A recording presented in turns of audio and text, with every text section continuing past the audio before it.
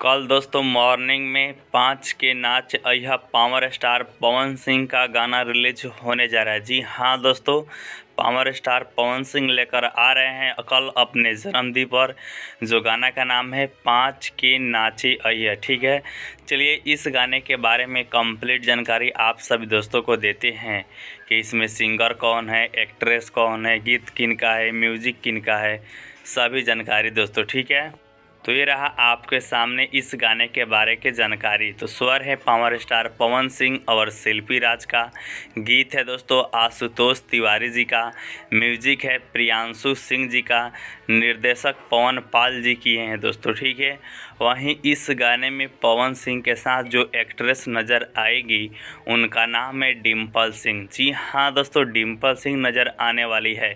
वहीं इस गाने को कल मॉर्निंग में दोस्तों वेब म्यूज़िक पर रिलीज़ किया जाएगा। ठीक है दोस्तों, वेब म्यूज़िक पर इस गाने को आप कल देख पाएंगे।